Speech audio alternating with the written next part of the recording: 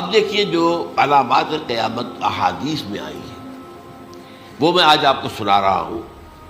ان کو دو حصوں میں تقسیم کیا جاتا ہے، علامات صغریٰ، علامات کبریٰ.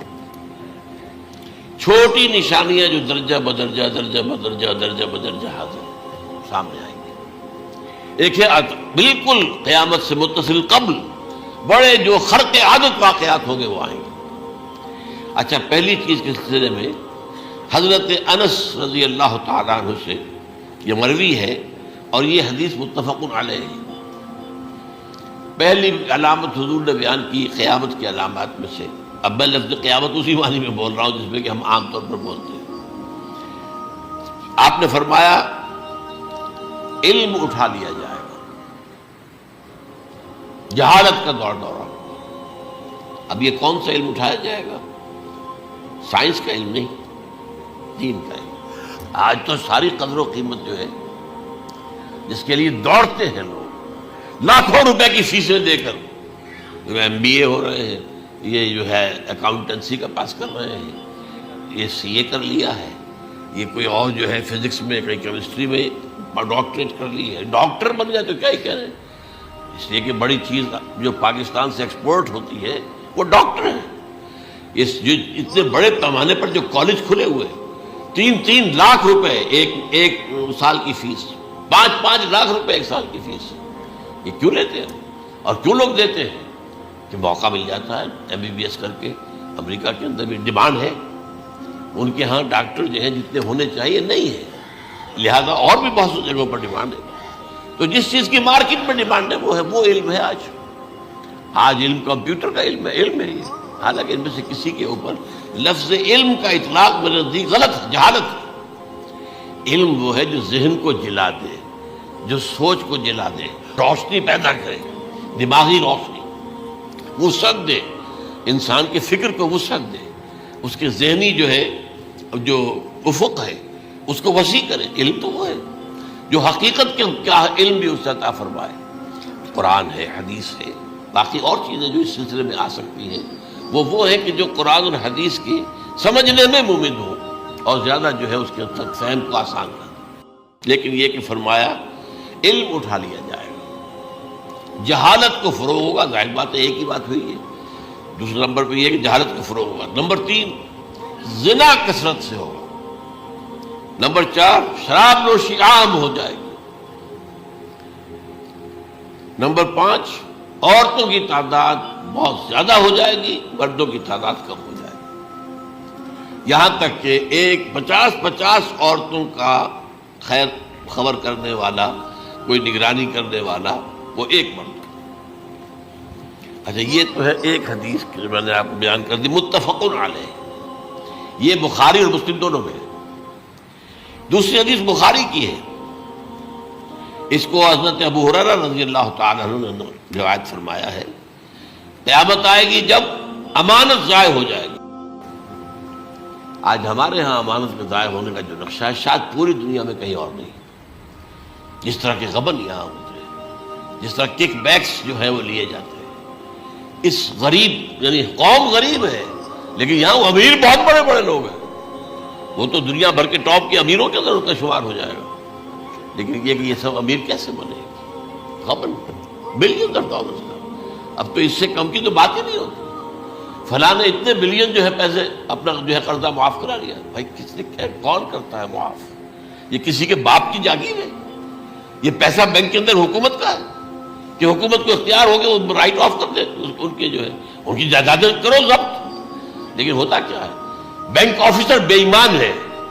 وہ کہتا تھا 1 کروڑ کا قرضہ لے جاؤ، 10 لاکھ مجھے دے جاؤ، چاہے تم میرے پاس کوئی ڈاکومنٹ جو ہے ایسے نہیں دے سکتے. حالانکہ ہونا چاہیے کہ اتنا بڑا قرضہ لے رہے ہو تو ڈاکومنٹس یہاں پر ہمارے سامنے لاؤ کہ اگر تم نہ دے سکو تو ہم ان ڈاکومنٹس کے ذریعے سے تمہاری جائیداد، تمہاری کوئی جاگیر، تمہاری کوئی اور چیز کو قبضہ کریں.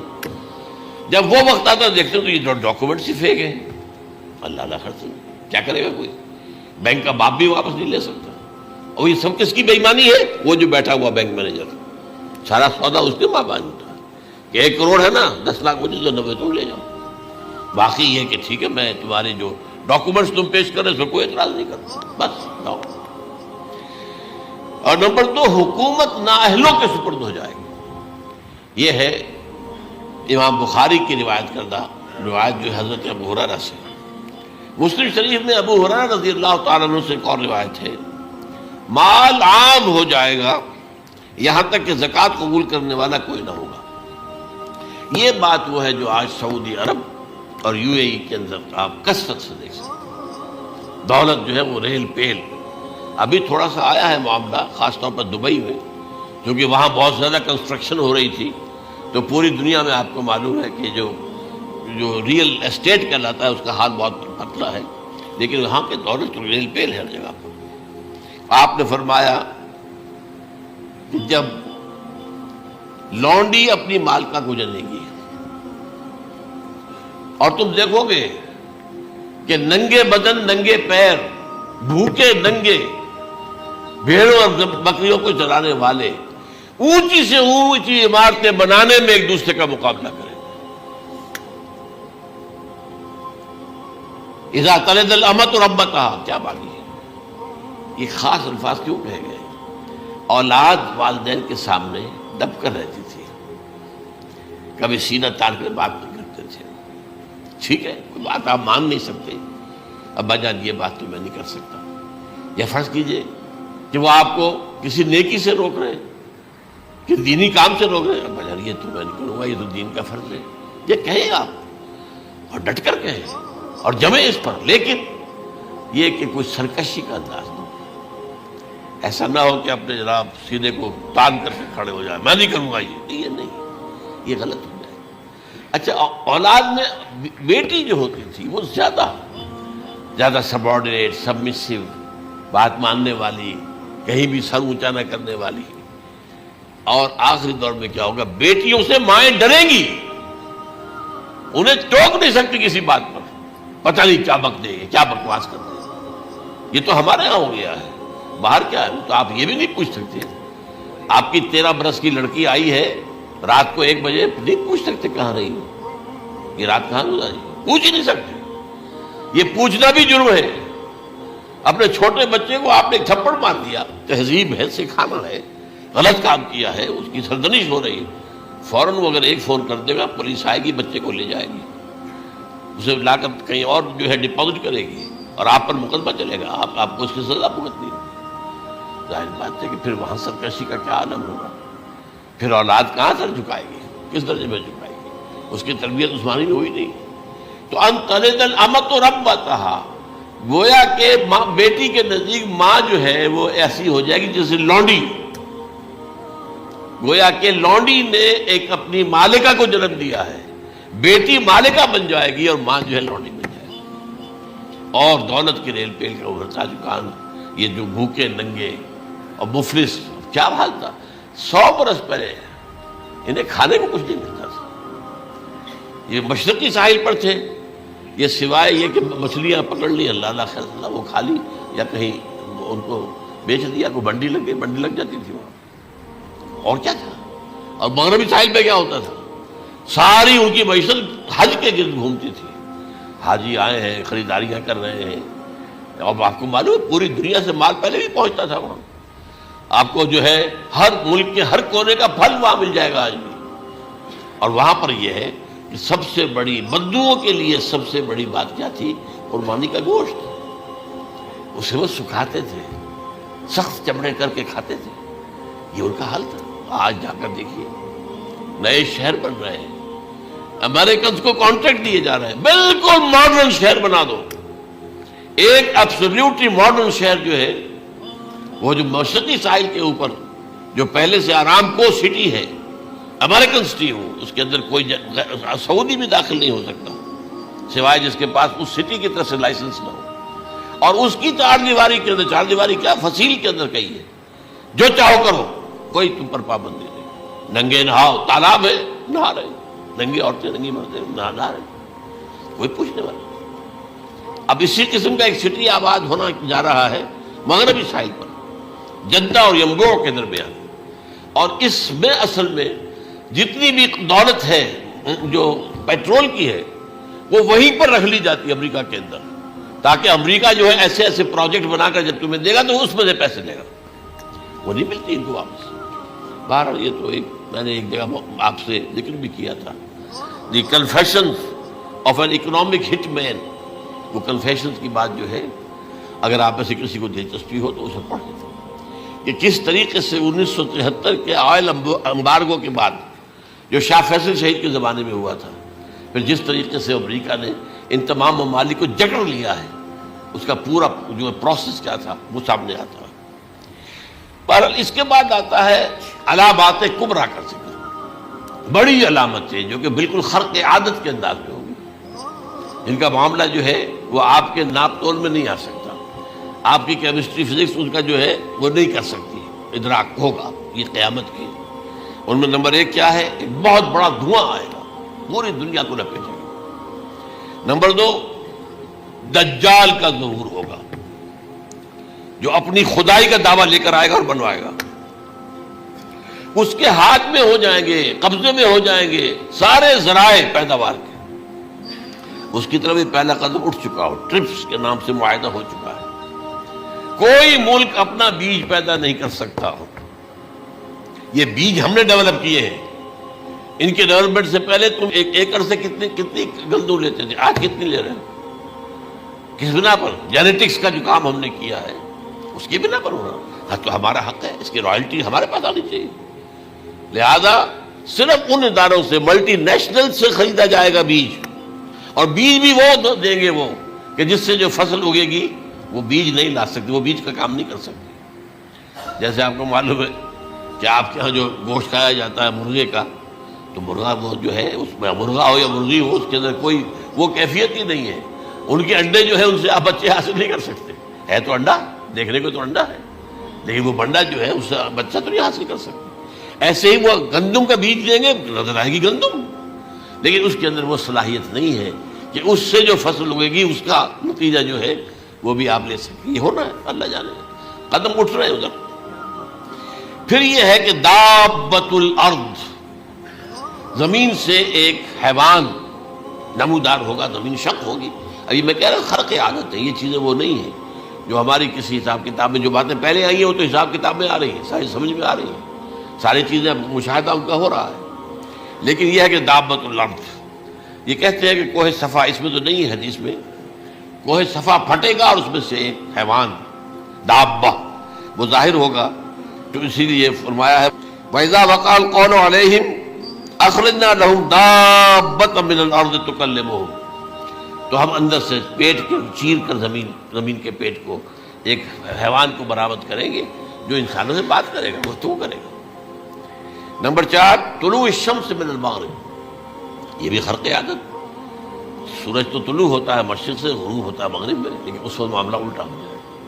یعنی جو کائنات کے اندر جو گڑبڑ ہوگی کچھ سمجھ میں بات آتی ہے کہ یہ معاملہ جو ہے یہ تو اس پورے سولر سسٹم کو اگر بدل دیتے ہیں تو مشرق مغرب ہو جانا، مغرب مشرق ہو جانا، سمجھ میں آنے والی بات ہے. اس کے بعد ہے عیسیٰ ابن مریم کا نزول، جس کے بارے میں آج ہم نے گفتگو کی ہے تفصیل سے.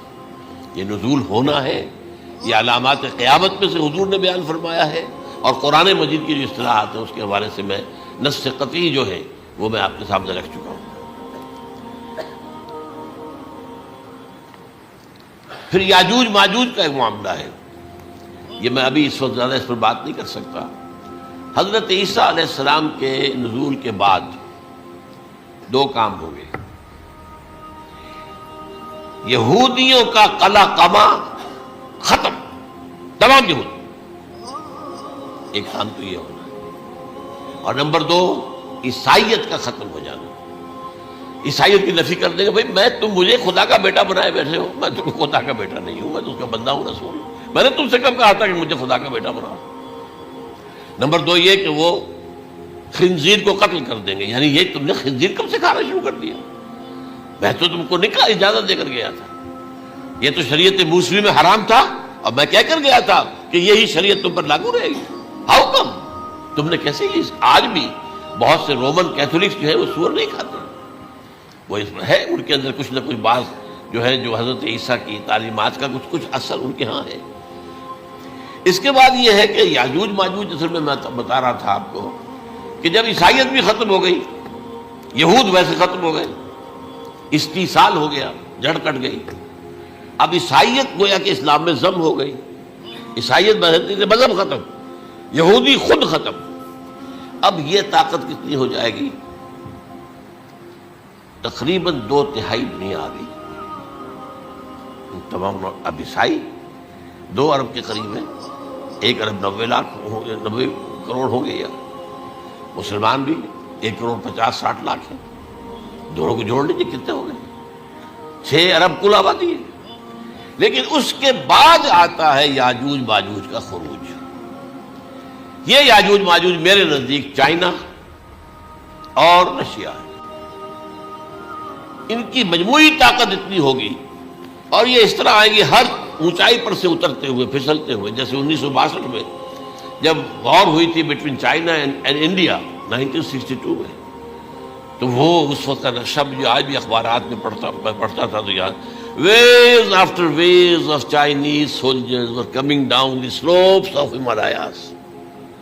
یہ تو وہ ہے نا جن کی تعداد کا کوئی حساب نہیں ہے. اور رشیا اور یہ مل کر جو ہے، میرا اندازہ یہ ہے کہ جب پہلے ملحمۃ العظمیٰ ہوگی وہ عیسائیوں اور مسلمانوں کے درمیان، اس وقت یہ دونوں پاورز نیوٹرل رہے گی. لیکن غالباً یہ بات طے کر لیں گی کہ ویپنز آف ورلڈ جو ہے ماس ڈسٹرکشن، یہ استعمال مت کرنا. اگر یہ ویپنز آف ماس ڈسٹرکشن استعمال کرو گے تو ہم میدان میں آ جائیں گے. اس میں وہ جنگ جب ہو چکے گی، پھر حضرت عیسیٰ کو فتح حاصل ہو جائے گی، اور پھر یہ کہ یہودیت ختم ہو جائے گی، عیسائیت بطور مذہب ختم ہو کر اسلام میں ضم ہو جائے گا.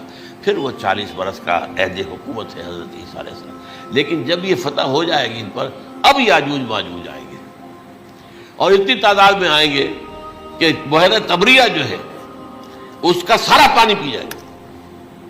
یہ تو اگر آپ کو کبھی اندازہ ہو، یا کوئی آپ جانیں ان لوگوں کو جو ان چینیوں سے واقف ہیں، وہ کہتے ہیں زمین پر ہلتی ہوئی کوئی چیزوں سے وہ چھوڑی چھوڑ کے کھا جائیں گے. جہاں وہ جاتے ہیں ایز اے لیبرر، وہاں کے جو سارے کتے ہیں ختم، ساری بلیاں ختم، ہر شے، وہ جو سانپ کھاتے ہیں، ہر چیز کھاتے ہیں. اور یہ تمام ایسٹرن کنٹریز کے اندر ہوتا ہے.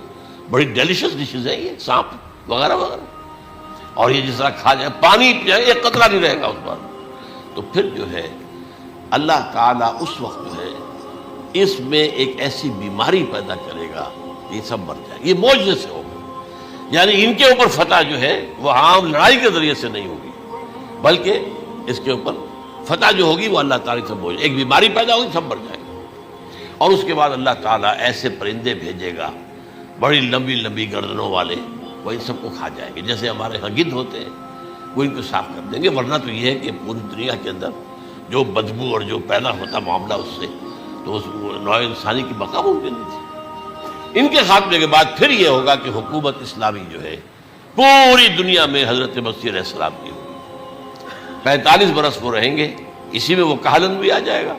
وہ فی المہد و کہلن جو میں نے شروع میں بیان کیا تھا، اسی میں پھر یہ ہے کہ وہ شادی بھی کریں گے، ان کی اولاد بھی ہوگی. اور پھر ان کا انتقال ہوگا تو حضرت حضور صلی اللہ علیہ وسلم کے حجرے میں، وہیں پر جہاں حضور اور ابو بکر اور عمر رضی اللہ تعالیٰ عنہم دفن ہیں، وہیں پہ ان کو دفن کیا جائے گا. اور قیامت کے دن حضور فرماتے ہیں کہ میں اور یہ تینوں ساتھ نکلیں گے. تو یہ ہے حالات و واقعات. بہرحال اس میں یہ ہے کہ یہ نوٹ کر لیجئے کہ جہاں تک ہمارے ہاں آج کل کا معاملہ ہے، میرے نزدیک میں یہ کہنے پر مجبور ہوں، جو رفع و نزول مسیح کو نہیں مانتا وہ کم سے کم منکر حدیث ضرور ہے. میں اس سے کم کا فتویٰ نہیں دے سکتا. اب یہ ہے کہ جو لوگ مہدی کو نہیں مانتے ان کا معاملہ میں مختلف سمجھتا ہوں. چند منٹ لے رہا ہوں آپ کے وہاں، اس لیے کہ ان کی حدیثیں صحیح ہیں میں نہیں ہیں، بخاری مسلم میں نہیں. اور یہ کہ بہرحال ان کا معاملہ جو ہے وہ ایسا نہیں ہے حضرت عیسیٰ کا. حضرت عیسیٰ کے آنے کا جو کچھ ہوگا وہ تو میں نے آپ کے سامنے بیان کر دیا. لیکن یہ ہے کہ حضرت مہدی ہمارے نزدیک اس میں خرق عادت کوئی ہے ہی نہیں. جیسے ہر صدی کے مجدد ہوتے ہیں، آخری صدی کے مجدد وہ ہوں گے، اور میرے نزدیک یہی آخری صدی ہے، اور اسی میں حضرت مہدی کا ظہور ہو جانا. سعودی عرب میں کوئی خانہ جنگی ہوگی کسی بادشاہ کے انتقال کو، اور پھر اس وقت یہ ظاہر ہوں گے. اس وقت ملک کے حالات کو سنبھالنے کے لیے لوگ ان کو زبردستی نکالیں گے، چھپے ہوئے ہوں گے ایک گھر میں. یہ حضرت ام سلمہ رضی اللہ تعالی عنہ کی روایت ہے کہ ایک بادشاہ کے انتقال پر یہ خانہ جنگی ہو جائے گا، اور ایک شخص مدینے سے بھاگ کر مکے میں چھپ جائے گا۔ یہ تو ہے ان کے الفاظ، میں توجیہ کر رہا ہوں۔ یہ لوگ ان کی طرف دیکھ رہے ہوں گے کہ یہ جو وقت آیا ہے فتنے کا ہماری قوم پر، ہمارے ملک پر، تو ان کی شخصیت ایسی ہے کہ یہ بیچ میں آئیں، صلح صفائی کرائیں، اور وہ جو ہے اس ذمہ داری سے بچ کر بھاگیں گے اور جا کر مکے میں چھپ جائیں گے۔ پھر لوگ انہیں تلاش کر کے نکالیں گے اور زبردستی ان کے ہاتھ پر بیعت کریں گے، ورنہ وہ اتنے بڑے منصب کو۔ اور پھر یہ بھی ہے، ایک حدیث میں آتا ہے کہ یصلحو فی لیلۃ واحدہ، ایک رات میں ان کی مکمل اصلاح کر دیں گے۔ یعنی اگر کوئی تھوڑا بہت نقص اور عیب ہوا بھی، کوئی کمی کوتاہی ہوئی بھی، تو اللہ تعالیٰ ایک رات میں اصلاح کروا دیں گے۔ لیکن ہمارے نزدیک اس قدر کوئی خرق عادت ہے ہی نہیں۔ البتہ جو کہتے ہیں اہل تشیع، وہ خرق عادت ہے کہ ان کے 12ویں امام جو ہے وہ بچپن ہی کے اندر اس خوف سے کہ جو بنو عباس بادشاہ ہیں وہ ان کو قتل کر دیں گے، تو وہ ایک غار میں چھپا دیے گئے۔ اب وہ 1200 برس سے اس غار کے اندر چھپے ہوئے، اور اس کے بعد وہ ظاہر ہو گئے، وہ امام مہدی ہو گئے۔ اس میں خرق عادت ہے، لیکن میں یہ کہتا ہوں کہ محض خرق عادت کی بنیاد پر ہم اس کی نفی نہیں کریں گے۔ کیوں؟ کیا ہم یہ نہیں مانتے کہ اصحاب کہف 300 برس تک سوئے رہے؟ یہ کیا عام بات ہے؟ حضرت عزیر علیہ السلام، اللہ نے انہیں موت دی، موت، اور 100 برس کے بعد زندہ کر کے اٹھا لیا۔ تو خرق عادت حضرت عیسیٰ کو ہم اتنا بڑا خرق عادت مانتے ہیں کہ اٹھا کر آسمان پر، تیسرے آسمان کے اوپر ہیں، موجود ہے، اب بھی ہے۔ شب معراج میں تیسرے آسمان پر حضور کی ملاقات ان سے ہوئی۔ تو یہ خرق عادت کی بنیاد پر نفی نہیں ہم کرتے، ہو سکتا ہے، لیکن یہ کہ اس کے لیے ہمارے پاس کوئی دلیل نہیں، کوئی احادیث نہیں، کچھ نہیں، اس لیے ہم اس کو نہیں مانتے۔ البتہ خود وجود جو ہے حضرت مہدی کا، وہ کوئی عجیب بات نہیں ہے۔ وہ تو جیسے پہلے بھی آئے ہیں ہمارے مجددین، ایسے مجدد ہوں گے اور دین کو تازہ کر دیں گے۔ ایک صحیح اسلامی ریاست جو ہے وہ عرب میں قائم ہو جائے گی دوبارہ۔ حضور نے فرمایا وہ عدل اور انصاف سے عرب کو اسی طرح بھر دے گا جیسے کہ وہ اس سے پہلے ظلم اور جور اور زیادتیوں کے سے بھری ہوئی ہوگی۔ تو یہ کام ہوگا، یہ تو مجدد کا کام ہوتا ہی ہے اس حوالے سے۔ لیکن بہرحال میں نے پھر بھی کہا کہ اگر احادیث کی کمزوری کی وجہ سے کہ صحیح عین میں نہیں ہے، اگر کوئی شخص انکار کرے تو مجھے کوئی اعتراض نہیں ہے، ٹھیک ہے۔ لیکن جو حضرت عیسیٰ کے نفع سماوی اور حضرت عیسیٰ کے نزول کا انکار کرتا ہے، وہ کم سے کم، میں انہیں اور آگے کوئی فتویٰ نہیں دیتا کہ وہ کافر ہو گئے یا یہ ہو گئے یا وہ ہو گئے، لیکن منکر حدیث کے لائن میں تو وہ لازماً کھڑے ہو گئے، کیونکہ اتنی واضح اور پکی حدیثیں ہیں حضرت مسیح کے نزول کی، اور علامات قیامت میں جس طرح ان کا ذکر آتا ہے کہ اس سے انکار جو ہے وہ جب تک آپ پوری حدیث کے ذخیرے کا انکار نہ کریں اس وقت تک ممکن نہیں ہے۔ اقول قولی ھذا واستغفر اللہ لی ولکم ولسائر المسلمین والمسلمات۔